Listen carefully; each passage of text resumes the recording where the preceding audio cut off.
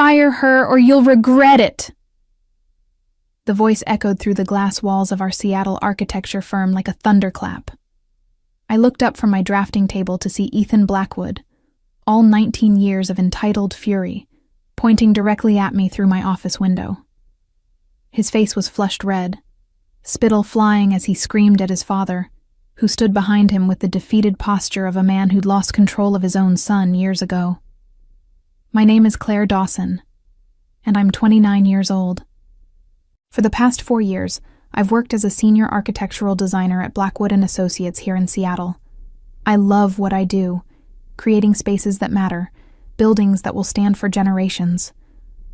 What I don't love is watching a spoiled teenager destroy everything his father built simply because he can't handle being told no.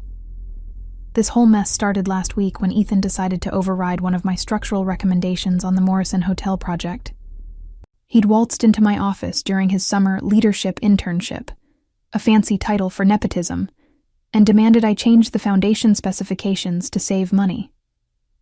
When I explained that his suggested materials wouldn't meet earthquake safety standards, he'd laughed and called me overcautious. When I refused to sign off on his changes, his laugh turned cold. "You work for me now," he'd said, leaning against my desk like he owned it. "My dad might have hired you, but I'm the future of this company." I'd simply returned to my work, ignoring his tantrum. That had been my first mistake, not because I was wrong, but because I'd underestimated just how vindictive a 19-year-old with daddy issues could be. Now, watching him gesture wildly at his father through the conference room windows, I felt a chill run down my spine. Mr. Blackwood's shoulders sagged as he nodded slowly, glancing in my direction with what looked like genuine regret. The other employees had gone silent, their keyboards clicking to a halt as they watched the drama unfold. Ethan's voice carried even through the soundproofed glass. "She questioned my authority in front of the whole team. If you don't fire her today, I'll make sure you regret keeping her around." The threat hung in the air like smoke from a fire that was just beginning to burn. I knew then that this wasn't just about a disagreement over building materials. This was about power, respect, and a young man who'd never been told he couldn't have exactly what he wanted, exactly when he wanted it. As I watched Mr. Blackwood's face crumple under his son's demands, I realized that my 4 years of dedication might not be enough to protect me from the storm that was coming. The thing about working for a family business is that you're never really just an employee. You're caught in the crossfire of every family dysfunction, every unresolved conflict, every power struggle that should have been settled at the dinner table years ago. At Blackwood & Associates, that dysfunction had a name: Ethan Blackwood. I'd known about Ethan long before he started his internship last month. Mr. Blackwood, despite being one of Seattle's most respected architects, always spoke about his son with a mixture of pride and exhaustion. "He's got big ideas," he'd say, then add quietly, "maybe too big for his own good." What he never mentioned was that Ethan had been kicked out of 2 colleges for academic misconduct and had spent the last year burning through his trust fund on failed startup attempts. When Mr. Blackwood announced that Ethan would be joining us for the summer to learn the business from the ground up, I'd hoped it might humble the young man. Instead, it seemed to inflate his ego even further. Within days, he was strutting around the office like he'd already inherited the company, making demands and questioning decisions that had taken me years to earn the right to make. The Morrison Hotel project was my baby. I'd spent months working with the client, a boutique hotel chain, to design a building that would withstand Seattle's seismic activity while maintaining the aesthetic beauty they wanted. Every calculation had been triple-checked, every material choice justified by both safety requirements and budget constraints. When Ethan suggested we use cheaper foundation materials, I didn't just refuse on principle. I refused because people's lives were at stake. "You're being dramatic," he'd said when I explained the earthquake risks. "Buildings fall down because of bad design, not because of foundation materials." That comment alone showed me everything I needed to know about Ethan's understanding of architecture. But when I tried to educate him, he'd cut me off with a wave of his hand. "I don't need a lecture from someone who's never run a business," he'd snapped. "My dad built this company from nothing. I grew up hearing about every project, every decision. You think 4 years here makes you an expert?" The irony was that Mr. Blackwood had built his reputation on exactly the kind of meticulous attention to safety that I was advocating. But Ethan seemed to view his father's caution as weakness, something to be overcome rather than respected. As I watched him now through the conference room glass, gesticulating wildly while his father stood silent, I wondered if this was the first time Mr. Blackwood had ever really seen his son for who he'd become. The call came exactly 30 minutes after Ethan's meltdown. "Claire, could you come to my office, please?" Mr. Blackwood's voice was carefully neutral, but I could hear the weight of defeat underneath. He was going to fire me. After 4 years of successful projects, of staying late to meet deadlines, of building relationships with clients who specifically requested to work with me, all of it was about to end because a teenager couldn't handle being told no. I gathered my things slowly, taking one last look around the office that had been my sanctuary. The walls were covered with blueprints from projects I'd shepherded from concept to completion. The waterfront condominiums that had won a sustainability award, the community center that had revitalized a struggling neighborhood, the office building whose innovative design had been featured in Architectural Digest. All of it meant nothing now. When I knocked on Mr. Blackwood's door, he didn't look up from his desk. "Come in, Claire. Please, have a seat." I remained standing. "You're firing me." He finally met my eyes, and I saw years of disappointment etched into his face. Not disappointment in me, but in himself. "I'm sorry. I truly am.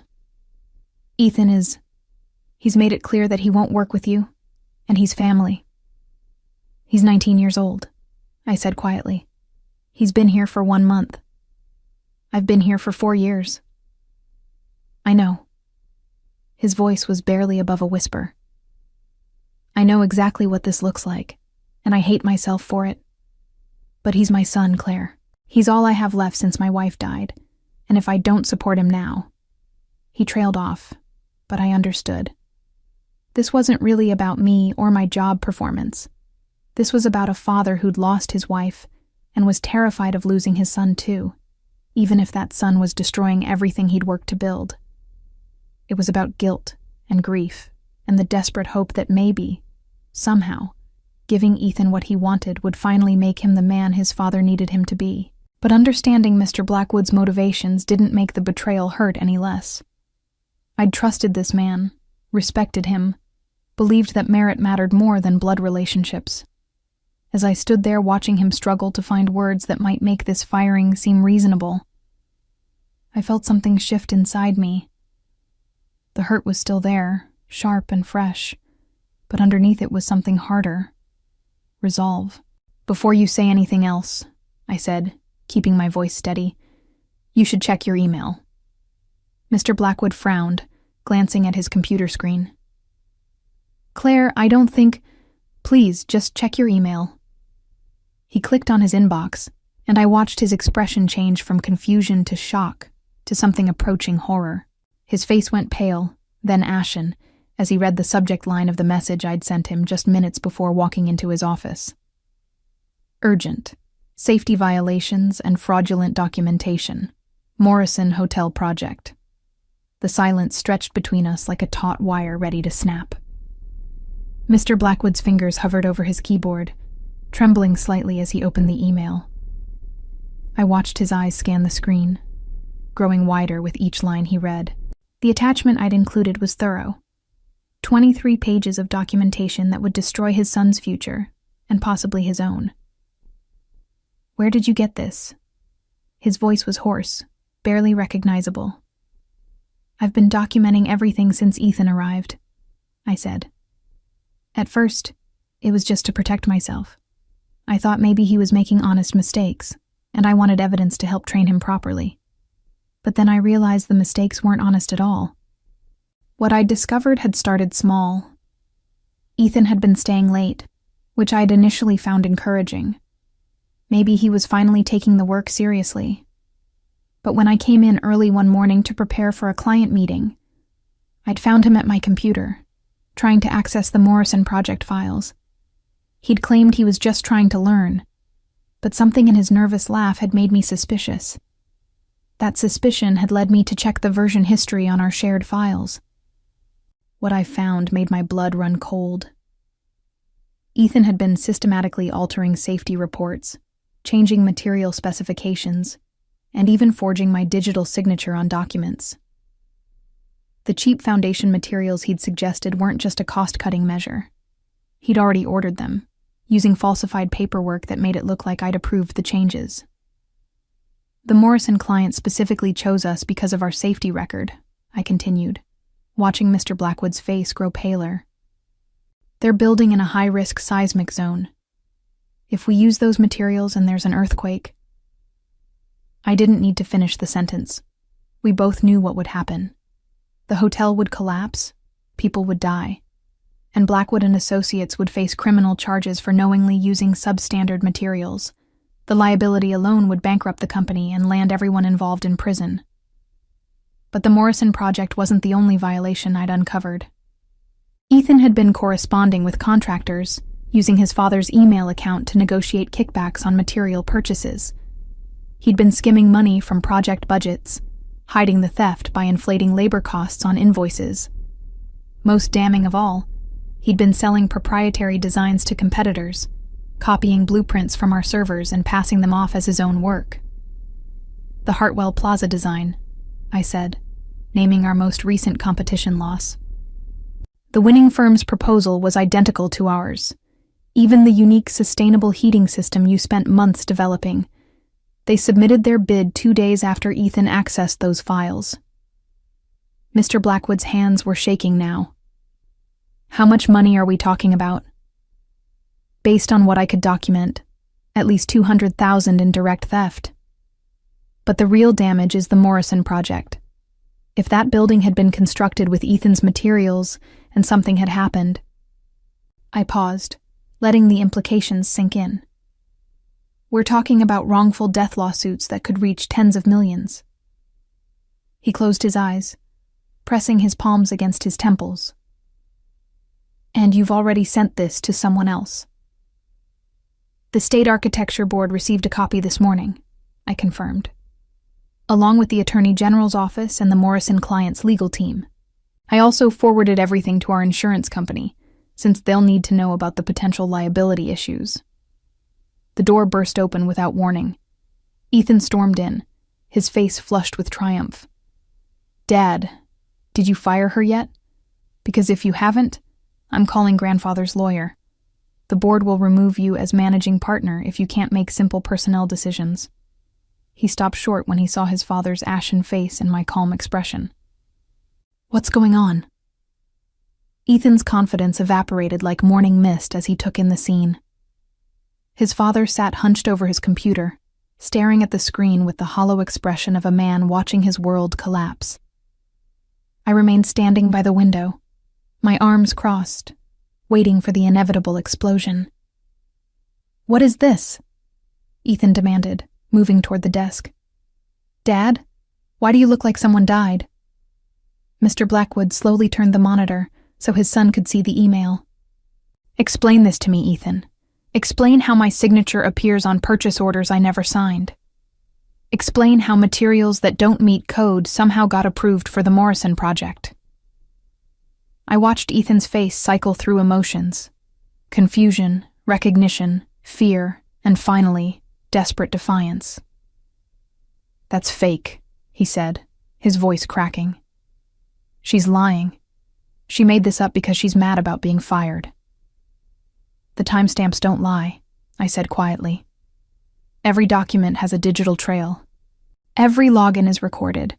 The system shows exactly when you accessed my computer, exactly when you modified these files, exactly when you sent emails from your father's account. Ethan whirled to face me, and for a moment, I saw pure hatred in his eyes. You have no idea what you've done. Do you know who my family is? Who my grandfather knows? You think some made-up evidence is going to protect you when I destroy your career? Actually, I replied, I think the evidence is going to protect a lot of people from shoddy construction and potential tragedy. The reality of his situation was beginning to dawn on him. The Morrison Hotel wasn't just any project. It was a 20-story building designed to house hundreds of guests. If Ethan's substandard materials had been used and an earthquake struck, the death toll could have been catastrophic. The legal ramifications would extend far beyond civil lawsuits. We were talking about criminal negligence, possibly even manslaughter charges. "You can't prove intent," Ethan said, but his bravado was fading fast. "Maybe I made some mistakes with the paperwork, but—" "The email to Continental Contractors proves intent," I interrupted. "The one where you negotiated a $10,000 kickback for approving their inferior concrete. The one where you specifically mentioned that your father would never notice the switch because he trusts his people too much." Mr. Blackwood's head snapped up. "Continental? Ethan, please tell me you didn't take money from Continental." Continental Contractors had been blacklisted by most reputable firms in Seattle after a scandal involving toxic materials 3 years ago. Their concrete had caused structural failures in 2 buildings, leading to millions in damages and a class action lawsuit that was still ongoing. The fact that Ethan had even contacted them, let alone accepted money from them, showed a level of corruption that went beyond simple greed. "It wasn't supposed to matter," Ethan said, his voice now pleading. "The building inspectors never would have caught it. The materials would have held up for years, maybe decades. By the time anything happened, people would be dead," Mr. Blackwood said, his voice hollow. "My God, Ethan. What have you become?" The door opened again, and this time it was Janet from HR, followed by 2 men in dark suits. "Mr. Blackwood, these gentlemen are from the State Architecture Board. They'd like to speak with you about some irregularities in your recent project filings." Ethan's face went white as he realized that his father's career, the family business, and his own future had just walked through the door. The investigators were thorough and professional, but their presence transformed the office into something resembling a crime scene. They set up laptops on the conference table, requested access to our servers, and began the methodical process of documenting every violation I'd uncovered. Ethan sat in the corner, his earlier bravado completely gone, while his father answered questions with the defeated air of a man who knew his legacy was crumbling. "Miss Dawson," said the lead investigator, a stern woman named Detective Patricia Wells, "you mentioned in your report that you suspected fraud before today. Why didn't you come forward sooner?" I'd been expecting this question. I wanted to be certain. Accusations like this can destroy careers, and I needed irrefutable proof before I made them. When Ethan demanded that his father fire me this morning, I realized I couldn't wait any longer. The irony wasn't lost on me. If Ethan had simply left me alone, I might have taken weeks longer to compile the complete evidence. His tantrum had actually accelerated his own downfall by forcing me to act before he could destroy more evidence or cause additional damage. Detective Wells pulled up the Continental Contractors' correspondence on her laptop. "This email chain suggests that Mr. Ethan Blackwood was planning to use substandard materials on multiple projects, not just the Morrison Hotel. Have you verified the structural integrity of other buildings?" "I've only had time to review the Morrison project in detail," I replied. "But I flagged 3 other projects where similar material substitutions were made: the Hillcrest Medical Center, the Westfield Shopping Complex, and the Pine Street Apartments." Mr. Blackwood's face went even whiter, if that was possible. The Hillcrest Medical Center was a 5-story facility that housed a cardiac surgery unit. The Westfield Shopping Complex served thousands of customers daily. The Pine Street Apartments were low-income housing where families lived with their children. If any of those buildings failed during an earthquake, the casualties could be in the hundreds.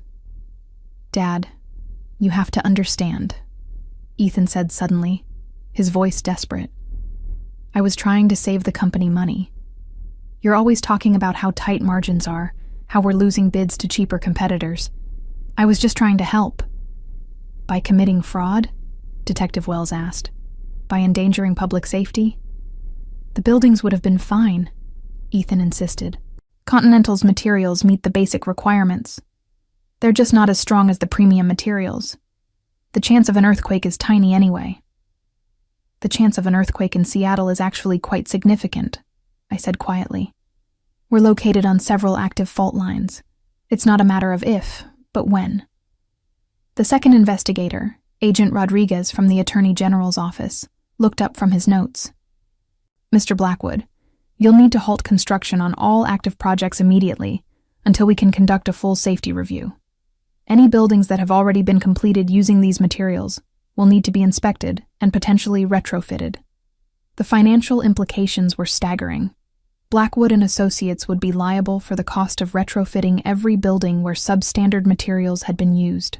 They'd face lawsuits from clients, regulatory fines, and almost certainly criminal charges. The company that Mr. Blackwood had spent 30 years building would be destroyed within months. "What about me?" Ethan asked, his voice small. "What happens to me?" Detective Wells closed her laptop and stood up. "Mr. Ethan Blackwood, you're under arrest for fraud, conspiracy, and reckless endangerment. You have the right to remain silent." As she read him his rights, I felt a strange mixture of satisfaction and sadness. Justice was being served, but watching a family destroy itself was never pleasant, even when that destruction was entirely self-inflicted. The handcuffs clicked shut around Ethan's wrists with a finality that seemed to echo through the entire office. His transformation from entitled prince to common criminal was complete, and everyone who had witnessed his arrogance over the past month was now watching him be led away by federal agents. The young man who had strutted through our offices demanding respect was now shuffling toward the elevator with his head down, his hands bound behind his back. "This is insane," he shouted over his shoulder as the agents guided him toward the exit. "Dad, call grandfather's lawyer. Call everyone. They can't do this to me." But Mr. Blackwood stood frozen behind his desk, staring at his son with the expression of someone who no longer recognized the person they were looking at. The realization that his child, his only child, was a criminal seemed to have broken something fundamental inside him. Detective Wells turned to address the growing crowd of employees who had gathered to watch the arrest. "This is an ongoing investigation," she announced. "All work on current projects is suspended pending safety reviews. Anyone with information about potential violations should contact our office immediately." As Ethan disappeared into the elevator, still protesting his innocence, I felt the eyes of my coworkers turning toward me. Some looked grateful. They'd seen Ethan's behavior and knew what kind of person he really was. Others seemed shocked that the quiet architect they'd worked with for 4 years had just brought down the boss's son. A few looked concerned, probably wondering if their own jobs were safe. Janet from HR approached me hesitantly. "Claire, I'm not sure what your status is right now. Technically, Mr. Blackwood was in the process of firing you when his son was arrested for fraud," I finished calmly. "I think my employment status is the least of anyone's concerns right now." The aftermath was swift and devastating. Within hours, news of Ethan's arrest had spread throughout Seattle's architectural community. Local media picked up the story, running headlines about the trust fund architect who had risked public safety for personal profit. The Morrison Hotel client immediately terminated their contract and threatened a lawsuit. Other clients began calling to demand explanations about the safety of their projects. Mr. Blackwood aged 10 years in a single day. He spent the afternoon on conference calls with lawyers, insurance companies, and the state architecture board, each conversation leaving him more deflated than the last. When the board announced they were launching a formal investigation that could result in the permanent revocation of his license, he simply sat in his office, staring out the window at the Seattle skyline his buildings had helped create. By evening, the inevitable happened. The board of directors, led by Ethan's grandfather, called an emergency meeting. Mr. Blackwood was given a choice: resign voluntarily or be removed for cause. The family business that had been his life's work would continue under new leadership, but his name would be quietly erased from the letterhead. "I built this company to leave something meaningful for my son," he told me during our final conversation. Instead, I leave him facing 20 years in federal prison. The irony was perfect in its cruelty. Ethan had demanded that his father choose between his son and his employee. In the end, that choice had been made for him, by Ethan himself, through his own criminal actions. The spoiled young man who had thought himself untouchable had destroyed not only his own future, but his father's legacy as well. As I cleaned out my office that evening, I wondered if Ethan finally understood that actions have consequences, or if he was still blaming everyone else for his downfall. 3 months later, the full scope of Ethan's crimes had been revealed. Federal investigators found evidence of fraud totaling over $800,000 across multiple projects. His kickback scheme with Continental contractors had endangered the structural integrity of 7 buildings throughout Seattle. The Pine Street apartments, which housed low-income families, had to be evacuated when inspectors found critical weaknesses in the foundation. Ethan pleaded guilty to fraud, conspiracy, and reckless endangerment, receiving a sentence of 15 years in federal prison. His grandfather, humiliated by the scandal, cut off all financial support, leaving Ethan to face his punishment without the family wealth that had enabled his arrogance. The once confident young man who had believed himself above consequences now spent his days in an orange jumpsuit, working in the prison laundry for 30 cents an hour. Mr. Blackwood's health deteriorated rapidly after losing his company and his son. He suffered a mild heart attack 2 months after the scandal broke, and now lived quietly in a modest apartment, his reputation in ruins and his architectural license permanently revoked. As for me, the new management at the firm, now renamed Seattle Structural Design, offered me Ethan's intended position as project director. I accepted, not out of revenge, but because someone needed to ensure that the buildings we designed would actually protect the people who use them. On my first day in my new office, I looked out at the city skyline and thought about how differently things might have gone if I had simply accepted Ethan's demands and kept quiet. Sometimes the greatest victory isn't in shouting back at those who try to destroy you. It's in staying silent until the perfect moment to let their own actions speak louder than any words ever could.